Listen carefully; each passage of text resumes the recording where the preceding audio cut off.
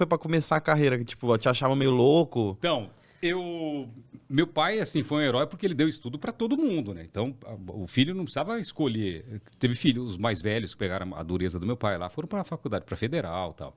Mas eu peguei uma fase melhor já do meu pai.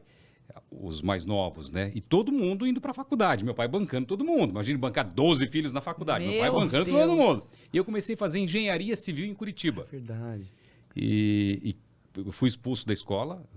Expulso não, fui convidado a... Não teve uma expulsão, né? Fui convidado a... Com licença, O que você Celso. fez? Você pode... Eu colei numa prova de inglês e deu errado. E eu acabei brigando com a professora, assim, falando, não sei o quê, tem razão, não sei o quê. E aí era uma escola de padres, Rígida. rígida, e eles resolveram que era melhor eu sair da escola. Eu não falei nada pro meu pai, peguei a transferência antes e fui embora para Curitiba estudar. E eu tinha que tirar tudo 9 e 10 para passar. E foi aí que o rádio entrou na minha vida. Eu comecei a gravar, dislexia, Selene entende. Então eu comecei a gravar e ouvir, e comecei a imitar os locutores. Aí um belo dia eu falei, vou ser locutor. Aí virou esculhambação na família. Com essa vozinha vai ser locutora. Agora é você. Teve um jantar de final de ano da família, lá em Curitiba, eu na mesa começaram a tirar sarro. Porque todo mundo em casa é brincalhão. Tirando sarro, vai ser locutor. Quá, quá, quá, quá, quá. Eu fui embora a pé. Do restaurante até a casa da minha irmã, eu fui embora a pé, chorando de raiva. Eu vou ser locutor, vou ser locutor. Quantos anos, mais ou menos? Tinha 17 ou 16. Aí foi que eu comecei a visitar todas as emissoras de rádio, assim, para começar a trabalhar em rádio. Mas a família, meu pai sempre tirou sarro. Não, Nossa, vai, até o pai. Agora, não, meu pai falava, vou comprar uma rádio para você. Uma rádio que pega AM e FM, ele falava, né? Queria comprar uma rádio para mim. Mas meu pai falou uma coisa que é muito importante. Ele falava assim para mim, faça o que você quiser, depois não venha reclamar para mim. Seja feliz. Então essa história de você fazer algo que você vai ser feliz é o mais importante. Você trabalha, porque quem faz o que gosta não trabalha, né? Graças a Deus. Graças a Deus, né? Podemos falar isso. Então, meu pai sempre foi um bom conselheiro, assim. Mas estava ali para tudo. Sim. Só que eu fiz uma coisa muito certa na minha vida. Eu tive uma sorte muito grande. Eu tinha uma meta de chegar em São Paulo antes dos 21 anos de idade, no rádio. Não é sorte, Celso, eu fui determinado. Determinado. Eu sempre fui muito peitudo, assim, corajoso, né? E abandonava tudo, né? Tudo, Pelo que largava eu vi. tudo. Pelo que eu conheço da história, abandonou namorada. Tudo. Ixi, largou tudo. Tudo. Minha meta era lá e eu vou para lá. E quando eu comecei em rádio, eu tracei um caminho, as rádios que eu ia trabalhar e qual idade eu ia chegar em São Paulo. Então, antes dos 21 anos, eu tinha que chegar em São Paulo. Mas pra São Paulo você queria chegar pra trabalhar em rádio também? Era uma rádio grande em São Paulo. Entendi. E eu comecei a correr atrás. Muda de cidade, larga a rádio, vai para outra, é convidado para outra. E quando antes dos 21, eu cheguei em São Paulo e fui fazer Band FM. Olha... Mas eu era muito ruim. Eu não sei como eu cheguei. Eu me perdi no ar porque era muita responsa. E parecia que eu tinha um ovo na boca. Eu falava todo impostado, locutor. Ruim. Eu achei um áudio esses dias, falei, não sou eu. E era eu. Eu falei, nossa, como eu tava ruim. Muda muito, né? Eu tava perdido, eu tava meio perdido, assim. E aí, um belo dia, depois de estrear na Band, deu uns 6 meses, eu falei, meu pai tá lá, precisando de ajuda, de idade, eu vou largar tudo, vou trabalhar com meu pai. E larguei tudo e fui trabalhar com meu pai. Seu pai trabalhava com o quê? Ele mexia com gado. E eu fui trabalhar com ele lá, daí na primeira semana abriu uma FM nova na minha cidade, depois abriu uma TV, e eu comecei a ficar de olho e comecei a trabalhar só final de semana, mas continuei com ele. Qual que era a cidade? Ponta Porã, Ponta Porã. Mato Grosso do Sul. As pessoas acham que eu nasci lá, eu nasci em Maringá, Paraná. Sim. Mas eu sou ponta poranense de coração. E adoro aquela cidade. E aí, depois, estava lá trabalhando com meu pai teve um derrame, veio para São Paulo e acabou falecendo aqui. E depois que ele faleceu, eu falei, agora eu vou correr atrás do meu sonho de novo. Aí eu recomecei a correr atrás do meu sonho. Eu tracei uma nova meta e falei, vou atrás disso aqui. E tentei. E tive sorte também, né? Eu ganhei uma parabólica na primeira prestação do consórcio, porque não tinha SBT na minha cidade. Quando eu boto a parabólica, estão pedindo ideias para câmera escondida. Eu peguei uma câmera, isso há 30 anos, olha que loucura. Peguei uma câmera, como a gente faz hoje. Uma câmera com um cenarinho de fundo, que era o meu estudinho, em cima de livros, e gravei como se fosse YouTube. Há 30 anos, falando da minha história, fazendo imitações, como se fosse um vídeo de YouTube. E você ainda tem? Tenho. Que legal. E eu mandei para o SBT. Por coincidência da vida, que eu acredito muito, eu tenho um ditado que... Quando eu cheguei, eu acreditava muito nas coincidências, e sempre fui muito ligado em coincidências, né? Falava, observa as coincidências da sua vida aí. fica ligado nos sinais. E quando eu cheguei em São Paulo, que eu mandei a fita, eu estava vendo o Silvio Santos um dia antes de receber a grana da mão dele, ele falou assim, tem um ditado aí que diz que coincidências são pequenos milagres onde Deus prefere não aparecer. Eu falei, falou para mim, né? Aí eu adotei esse ditado que ele falou. Por coincidência, um grande amigo meu, que trabalhou comigo em rádio durante muito tempo, que era operador de som, estava trabalhando com o Silvio Santos. Eu não tinha contato com ele. Sim. E ele passou ao lado do Silvio e ele ouviu o diretor falando, olha, chegou a fita de um cara aí, porque ele pedia cartas, né? E eu mandei uma fita. Chegou a fita de um cara aí com ideias boas aí. Ele é vereador, ele é radialista. Nossa, é verdade, você foi vereador, né? Boa pinta, não sei o quê, e quer ser apresentador de televisão. O nome dele é Portiolli. E o Joaquim ouviu e falou, pera, Portiolli é meu amigo. É Celso Portiolli, é meu amigo. O Joaquim achou meu telefone na fita e me ligou. Você mandou uma fita? Eu falei, mandei. Ele falou, então manda a cópia. Por sorte eu tinha cópia. Olha. Peguei e mandei a cópia para ele, ele entregou na mão do Silvio Santos. Aí o Silvio viu a fita. E quando eu vim receber o dinheiro do Calma, Silvio... que ano foi isso? 1994. Nossa, a gente nasceu em Um 93. ano. 93? 93. E o Celso já entrando no SBT. Eu já tava na luta.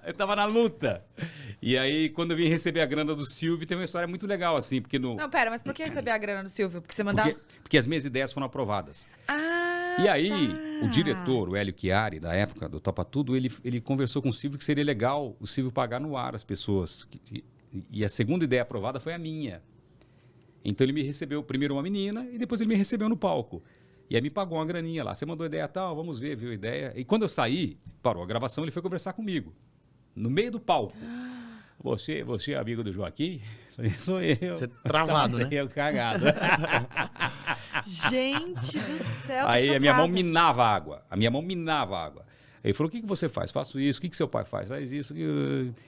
Quanto você ganha lá na sua cidade? Eu falei, eu ganho R$2.500 por mês. Já era um bom dinheiro. Ele falou, não, mas você ganha muito bem, a televisão não paga bem. Você quer trabalhar aqui? Eu falei, mas acho que não vai dar, porque a televisão só paga R$500. Eu estiquei a mão e falei, negócio fechado, eu aceito por R$500. E ele falou, mas por que você vai trocar 2.500 por 500? E eu pensando que eu estava abafando, ele pensando que eu era burro, né? É burro. Eu falei, não, porque meu sonho é trabalhar aqui no SBT, com você. E ele falou, então tá bom, então vamos trabalhar. Aí eu comecei a minha loucura de viajar 1.200 quilômetros de ônibus para ir e 1.200 quilômetros de ônibus para voltar, semana sim, semana não. Porque eu era vereador. Então era 16 horas de viagem para ir, 16 horas para voltar. E no ônibus eu escrevia as ideias. Eu era redator, não era apresentador, redator. Eu criava ideias para a câmera escondida. Entendeu? Então toda semana tinha que ter ideia minha. E o Joaquim ficava assim, você não é... como que ele falava? Você não é espingarda de um tiro só, você tem que dar ideia toda semana. Cadê a ideia? Cadê a ideia? Ficava me pilhando para dar ideia. E toda semana tinha uma ideia minha no ar. E na produção fui aprendendo, fui crescendo. Virei produtor, virei ator. Comecei a aparecer. Ator? Da câmera escondida. O pessoal fala ator, né? Tá atuando ali. Virei ator da câmera escondida. Depois passei a produzir, a dirigir. E eu tinha sorte. Quando eu gravava as brincadeiras, dava certo, assim. Então, fui crescendo. E aí... o Silvio mandou me contratar. Meu salário era 500 e o segundo salário era R$750. A Suzana já tinha vindo para São Paulo. Você já tava com a Suzana. Menor de idade, o pai tinha autorizado. Meu Deus! Eu ganhava R$750 por mês, a escola dela custava 400 e pouco. Meu Deus! E eu pagava a escola dela. Aí eu trouxe alguns equipamentos para São Paulo num flatzinho pequenininho, montei e comecei a gravar meus programas de rádio para poder ganhar o dinheiro. Aí eu tinha um Monza velho, que tinha caído uma árvore em cima, todo amassado. Aí eu, um dia voltando do litoral, fui na casa de um amigo meu, do Serginho Vernizzi, que era operador do Silvio também, de áudio. Eu escutei a Jovem Pan fazendo a chamada. Se você faz imitações, mande a sua fita para a Jovem Pan, é um concurso valendo uma viagem para o Caribe. E eu peguei e fui lá fazer o teste pessoalmente. E eu fiz de locução e fiz de imitação. Ganhei, passei os dois, passei de locução e de imitação. Ganhei a vaga. Então aquele ele morreu, que tinha na Jovem Pan, eu fazia. Né? Ele morreu, olha quanto sangue, olha só, o Teobaldo morreu. É isso aí, Silvio. O Vaguinho fazia o Teobaldo e eu fazia o Silvio. E tudo ao mesmo tempo. Tudo. Aí eu comecei a fazer showzinhos pela Jovem Pan, né? Nos bailes e tal. Foi aí que me ajudou um pouco com a grana. Mas a situação estava muito difícil. Eu quis desistir várias vezes. Meu Deus, eu tô foi uma luta, assim. Quando eu olho, você fala, nossa, mas eu era muito corajoso. Eu era muito peitudo. Não, e você tinha o quê? Hoje, Menos de 20 anos? Não, 20... Já era um pouquinho velho, né? Tinha 24, 25. Velho? Não, é assim. Porque uma loucura dessa é pra fazer mais novo, né? Assim, Eu acho que você fez na idade boa, tá? No tempo E- certo. E naquela época na televisão, quando quis começar em televisão, era impossível. Não é como hoje. Você fica famoso no YouTube, você fica famoso no TikTok, você fica famoso... Não pode falar essas coisas, não corta aí. É ao vivo, não dá pra editar. Aí você fica famoso e às vezes você vai pra televisão, né? Você mostra o seu talento. São vários... Vários meios, vários caminhos. caminhos de mostrar o talento. Naquela época era impossível. As pessoas falavam pra mim, você é louco. Por isso que tinha muita gente que ia na porta de emissora. Eu lembro que era comum isso. Mas era impossível. Quem tinha? Silvio Santos, Gugu, Raul Gil, Fausto Silva e acabou. Bolinha, Chacrinha. Acabou. Mas ninguém. Era uma coisa muito, muito distante, né? Hoje Muito. a gente que mora aqui em São Paulo, que participa, Sim. que vai lá sempre, não é uma coisa tão longe. Não. Mas assim, você, sei lá, 20 anos atrás, Ainda mais conseguiu uma vaga, né? meu Deus. E o momento que eu pedi a chance pra ele foi um negócio muito engraçado, assim. Bebeu água e aqui no bico. Ai, não dá. Não, e aí, calma, deixa eu entender. Aí você pediu, você fazia as ideias, você fazia a redação lá do programa, Sim. ao mesmo tempo a rádio no seu flat. Sim, Jovem Pan, A Suzana, a esposa dele, gente, indo pro colégio. pro colégio. Meu Eu lembro um dia que a Suzana, coitadinha, ela vai ficar brava contar isso. Um dia ela chegou em casa, quando ela estava aqui, a primeira semana que ela estava em São Paulo, ela chegou em casa, depois que ela foi lá na escola e tal, ela chegou em casa com, sem brincadeira, uns 10 carnês do baú da felicidade. Eu falei, que isso? Ela falou, não, o vendedor falou que a gente vai ganhar uma casa. E ela trouxe os carnês para pagar. Porque o cara, bom de venda, né? Aham. Levou os carnês do baú da felicidade para casa. Eu falei, mas eu trabalho lá, não dá para concorrer. Não pode concorrer. Ai, é verdade. Lembra?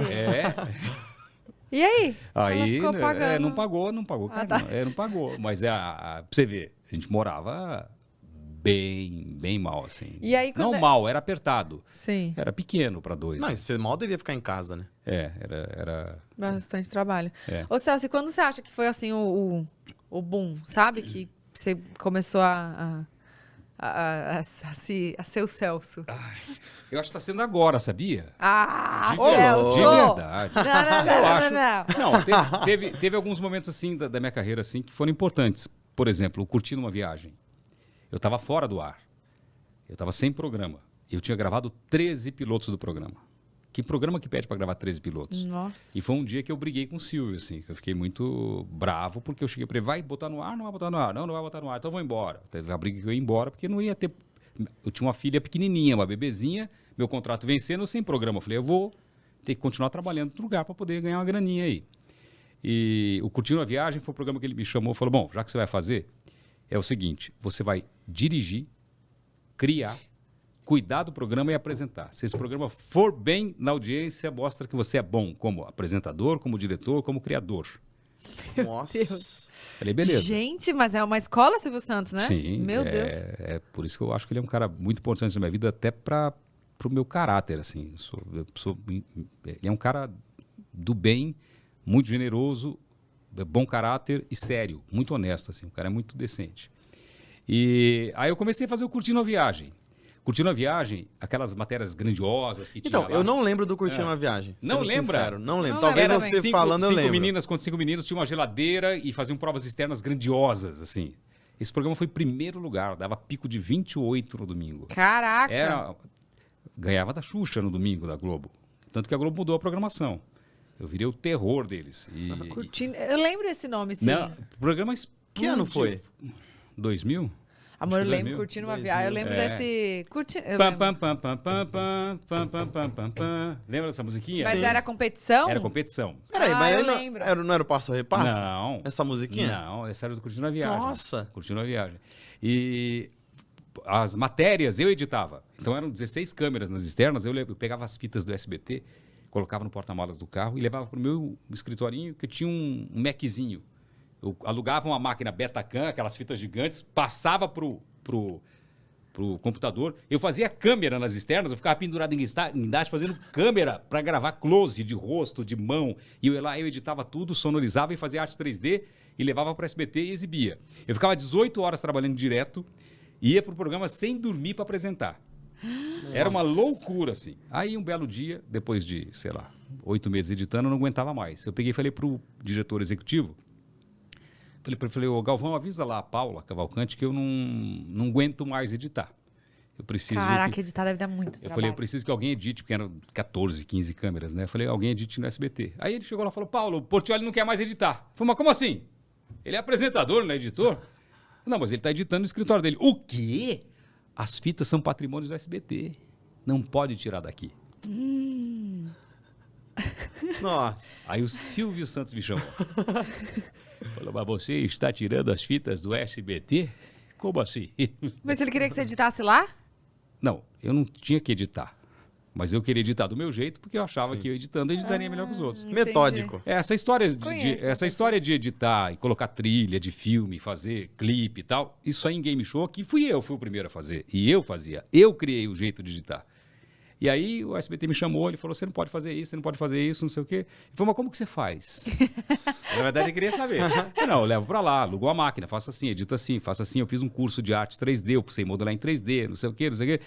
Ele falou, tá bom, mas não pode. Mas olha, as provas são muito boas. Eu tinha um monte de recado dele. Parabéns, coisa de cinema, parabéns, coisa de cinema. E eu editava lá no meu escritório. Beleza. Me chamaram, saí da reunião com o Silvio, fui para a reunião com a diretoria lá. Quanto tempo você demora para editar? Eu falei, demora 18 horas. Não, mas aqui é mais rápido. Como que você falou? Ó, eu demoro 18 horas, eu entrego sonorizado, eu entrego com arte 3D, entrego pronto, 18 horas. Não, aqui a gente edita em 8. Eu falei, beleza. 8, 10 horas. Eu falei, tá bom. Eu falei, só para ingestar o material eles vão demorar 8. Porque eles não estão na externa, eles não sabem. Eu estava na externa, eu sabia qual câmera fazia qual take eu precisava, eu ia colocando as fitas e eu não precisava ingestar. Eu falei, eles vão ter que ingestar tudo e não vai dar tempo. Primeira editora não aguentou, abriu o bico. Segundo, abriu o bico. E o programa chegando para pôr no ar. Quem que sentou na máquina do SBT para editar? Você. Eu. Passei a editar no SBT.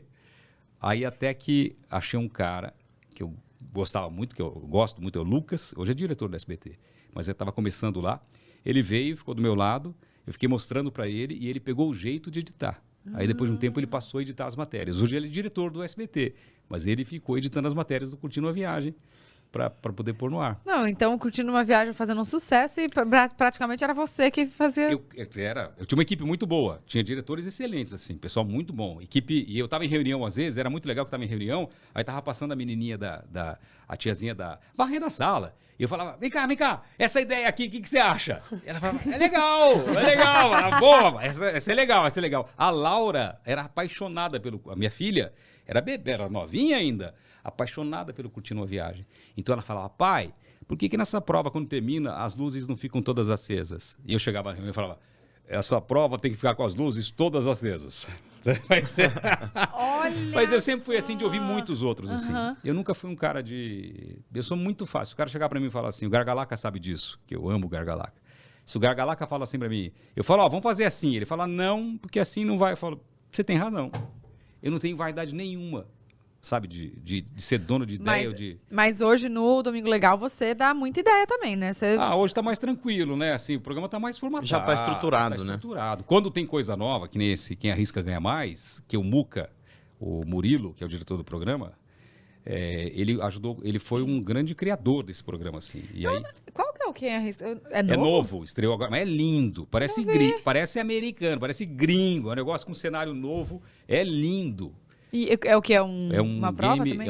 É um programa patrocinado que duas duplas competem, valendo R$100 mil. Só que uma pode pegar a grana da outra. Cada uma começa com 50 mil. E esse aí eu lembro até agora que a nossa reunião de criação, eu acabei o Domingo Legal, saí, sabe aquelas árvores do SBT? No quintal do SBT, ali fora do estacionamento? A reunião foi ali. Então nós ficamos ali conversando 2 horas, falando sobre o programa. Aí começou de um jeito, e eu falando assim, não vai funcionar. O Muca falando assim, não é bom. O Gargalaca assim, não funciona. Tinha mais a Aninha e o Fabinho participando, o Joaquim também. E todo mundo conversando ali até que formatou o programa. Vai ser assim. Depois dessa reunião, a gente começa a achar os buracos. Aí faz online. Todo mundo participando. Produção participando, todo mundo palpitando. A equipe do Domingo Legal é nota 10. Não, dá pra ver É um pelo negócio que vocês fora entregam. do comum, assim. É uma Imagino. equipe que consegue se virar da noite pro dia, faz programa novo, cria... É um negócio fora do comum. E esse programa virou um case, assim, porque tá muito bonito. Nossa, vou... É depois do É depois da do Van? Passa. Não, é o programa da Van, é o novo da Van. Ah, é novo? Ah, É. tá. É o Então, novo. como é que chamava o da Van mesmo? Comprar é bom, levar é melhor. Não tem mais? Tem, vai gravar. Vai gravar aqui em São Paulo. É que são por É temporadas, né? temporada, são 13 programas. Geralmente programas, pode ver, demora 3 meses no ar, né? Não é isso? Sim. Fica 3 meses no ar ali o programa. Então, são 13 ou 14 episódios. A gente vai fazer 14 desse e daqui a pouco começa a gravar já 14 do outro. E você grava 14 seguidos, assim. Em 9 dias.